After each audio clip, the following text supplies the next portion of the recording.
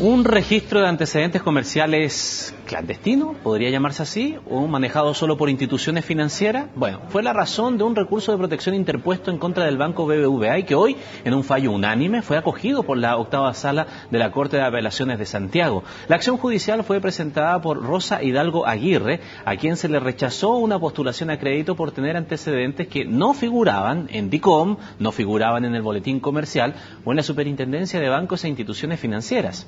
La deuda que se le imputaba era una suscrita con el banco en el año 2003 y que se encontraba afectada ya a caducidad. Queremos conversar de este caso y para eso nos acompaña el abogado de la señora Rosa Hidalgo, Iván Silva.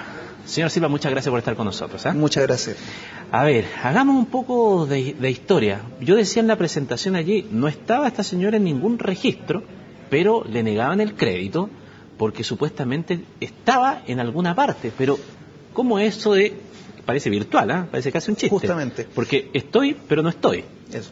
Lo que pasa es que en este caso específico, la señora Rosa acudió al Banco BBVA, acudió también al Banco Itaú, a Banco Internacional, es decir, a diversas instituciones financieras, con el fin de obtener un crédito hipotecario.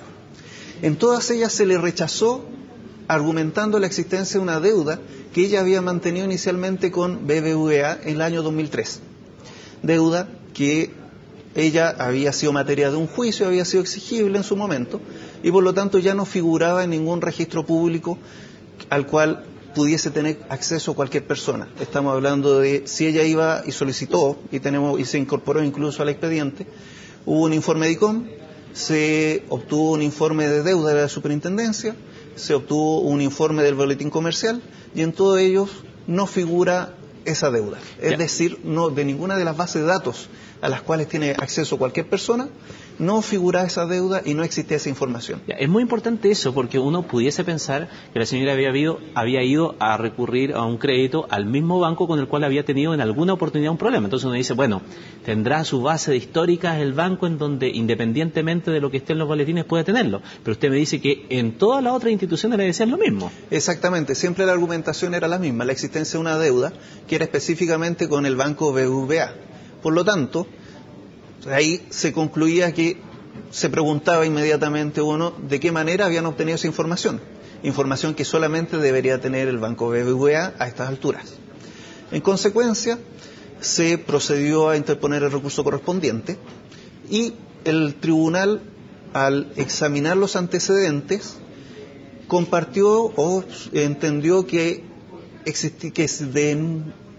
de no existir una fuente pública actual en la cual figurasen esos antecedentes, existía el antecedente suficiente para entender que existía una base de datos paralela. Justamente para obtener una mayor precisión y un mayor antecedente para resolver, posteriormente al alegato, a la vista de la causa, la Corte, la octava sala, envió un oficio solicitando información a Banco Itaú, a fin de que indicase de cuál fuente había obtenido la información en base a la cual había rechazado el crédito. ¿Y qué le dijeron?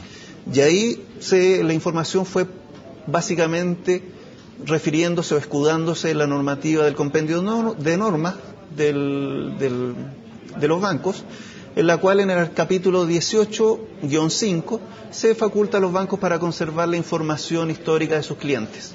Y digamos que en ese caso existe una cierta excepción a la normativa del secreto bancario, puesto que otras instituciones también pueden tener acceso a esa información.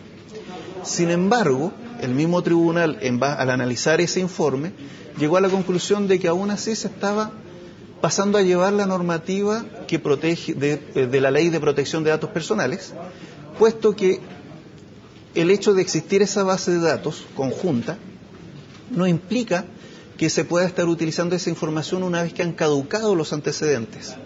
Ahora, ¿cuándo caducan estos antecedentes? Los antecedentes comerciales. Caducan cuando, habiéndose hecho exigible la obligación, han transcurrido 5 años desde ese momento que se hizo exigible. Transcurrido ese plazo de 5 años, el artículo 18 de la Ley de Protección de Datos Personales establece que no se pueden transferir o transmitir esos datos a otras personas.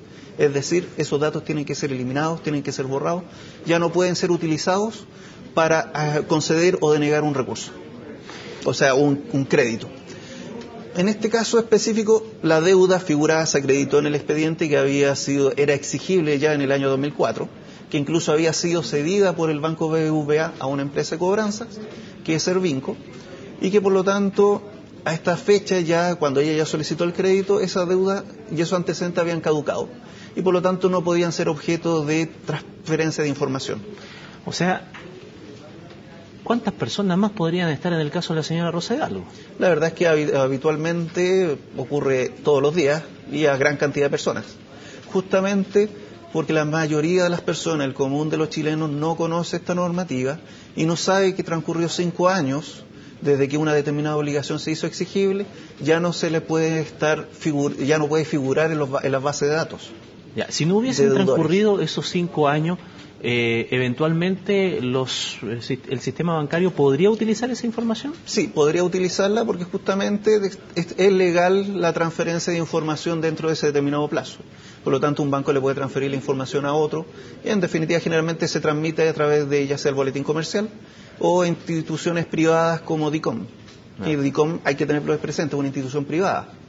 Es una empresa privada que administra, procesa datos y esos antecedentes los brinda a los particulares que los compran. Pero no es una institución pública y por lo tanto, digamos, su legitimidad se determina en la base que actúe dentro de las normas legales. Ahora, lo que sucede ahora en el caso particular de la señora Rosa Hidalgo, de su representada, ¿qué es lo que viene ahora? De acuerdo a lo que ha pasado en los tribunales, ella entonces va a poder acceder a un crédito, ¿no se le va a poder negar el crédito? Teóricamente, primero que nada todavía el juicio está pendiente, o sea, lo que se dictó hoy fue la sentencia de la Corte de Apelaciones, pero esta sentencia igual puede ser objeto de un recurso de apelación ante la Corte Suprema. Y me imagino que ese recurso va a ser interpuesto, o sea, dudo mucho que dejen pasar no utilizar dicho medio de defensa por parte del banco, por un lado. Pero ahora bien, si la Corte Suprema, cosa que yo espero que mantenga el mismo criterio y mantenga la sentencia, una vez que se encuentre ejecutoriada esta sentencia, tiene que hacerse o tiene que cumplirse y por lo tanto se tendría que proceder a borrar todos los antecedentes de esta deuda en cualquier base de datos, tanto de BBVA como de otras instituciones. Y por lo tanto, si la señora Rosa concurriese a obtener un crédito, no podrían rechazarlo fundándose en ese motivo, en la existencia de esa deuda. Ahí la verdad es que entra ya un tema de que tendrían que utilizar otro argumento, otros antecedentes. Pero en base a ese argumento específico ya no podrían rechazar el crédito.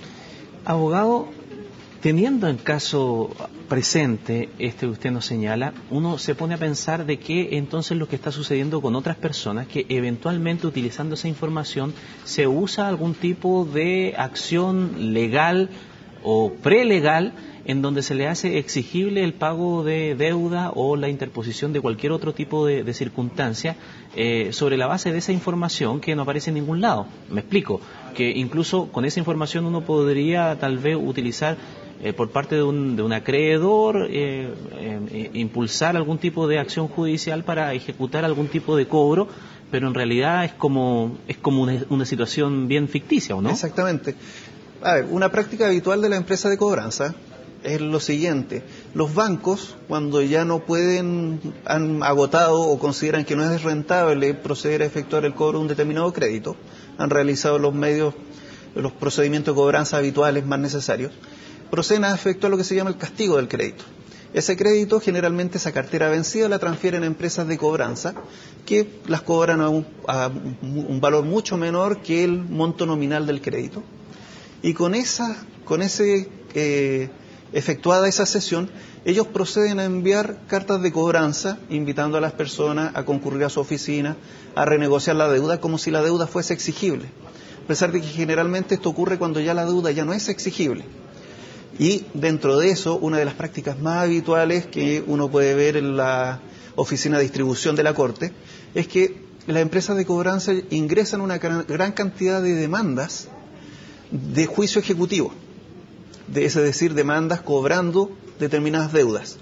Pero estas demandas no las tramitan, solamente ingresan, obtienen el timbre, digamos, con el que consta que se le asignó un determinado rol, y con eso después lo envían vía carta al domicilio de las personas, del deudor. Entonces, esta persona llega, recibe ese documento, ve que tiene toda la forma de una demanda, ve que tiene el timbre de la Corte de Apelaciones y se asusta pensando que lo notificaron.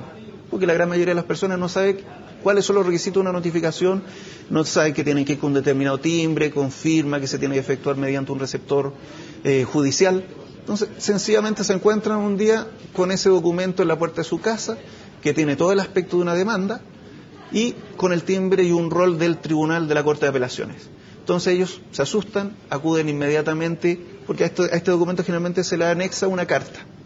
Y en esa carta figura, si quiere regular su situación, concurra a nuestra oficina ubicada en tal lugar.